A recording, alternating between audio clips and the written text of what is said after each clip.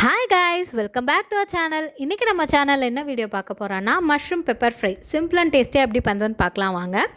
அது செய்ய இன்றைக்கி நான் வந்து ஒரு பேக்கெட் மஷ்ரூமை நல்லா எடுத்து கழுவி இந்த சைஸில் கட் பண்ணி எடுத்து வச்சுருக்கேன். நான் ஒரு பேக்கெட் மஷ்ரூம் தான் எடுத்திருக்கேன். இது மிளகு வறுவல்ன்றனால மிளகு தான் நம்ம அதிகமாக எடுக்க போகிறோம். தேவையான அளவு உப்பு, 2 வரமிளகா ஆட் பண்ணியிருக்கேன். இப்போ இது செய்கிறதுக்காண்டி நான் ஒரு பேனை ஹீட் பண்ணியிருக்கேன். பேன் ஹீட் ஆனோடனே என்ன பண்ணுறதுன்னு நான் காட்டுறேன். இப்போ பேன் வந்து ஹீட் ஆனோடனே நான் வந்து நல்லெண்ணெய் ஆட் பண்ணிக்கிறேன். நல்லெண்ணெய் ஆட் பண்ணிவிட்டு நம்ம எடுத்து வச்சுருக்க மிளகாயை வந்து கிள்ளி ஆட் பண்ணிக்கலாம். அது நல்லா பொரிஞ்சதுக்கப்புறம் நம்ம எடுத்து வச்சுருக்க மஷ்ரூம் ஆட் பண்ணிக்கலாம். மஷ்ரூமை வந்து நல்லா வதக்கி விட்டுட்டு அந்த எண்ணெயில் நல்லா ஸ்ப்ரெட் ஆகிற மாதிரி வதக்கி விட்டுட்டு தேவையான அளவு உப்பு போட்டிங்கன்னா அதுலேருந்து தண்ணியெல்லாம் பிரிஞ்சு வரும்.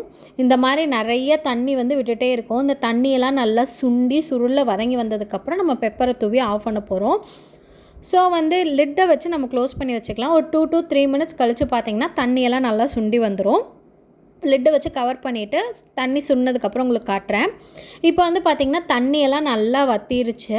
இப்போ இது கூட வந்து நம்ம என்ன பண்ண போகிறோன்னா மஷ்ரூம் மிளகு வறுவல்ன்றனால மிளகு வந்து நிறையா ஆட் பண்ணிக்க போகிறோம்.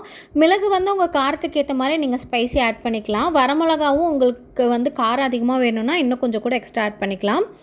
அவ்வளோதான். மிளகுத்தூளை ஆட் பண்ணிவிட்டு நல்லா வந்து கலந்து விட்டுருங்க. நம்மளோட சிம்பிள் அண்ட் டேஸ்டியான மஷ்ரூம் பெப்பர் ஃப்ரை ரெடி ஆகிடுச்சு. இது வந்து ரசம், ரைஸ், அப்புறம் தயிர் சாப்பாடு இது கூடலாம் ரொம்பவே டேஸ்ட்டாக இருக்கும். ட்ரை பண்ணி பார்த்துட்டு எப்படி இருந்துச்சுன்னு சொல்லிட்டு மறக்காமல் கமெண்ட் பண்ணுங்கள்.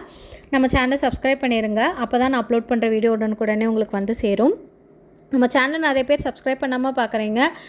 கொஞ்சம் சப்ஸ்கிரைப் பண்ணிவிட்டு ஒரு லைக் கொடுத்தீங்கன்னா ரொம்ப மோட்டிவேஷனலாக இருக்கும். இதே மாதிரி நிறையா வீடியோக்களுடன் உங்களை சந்திக்கும் வரை பாய்.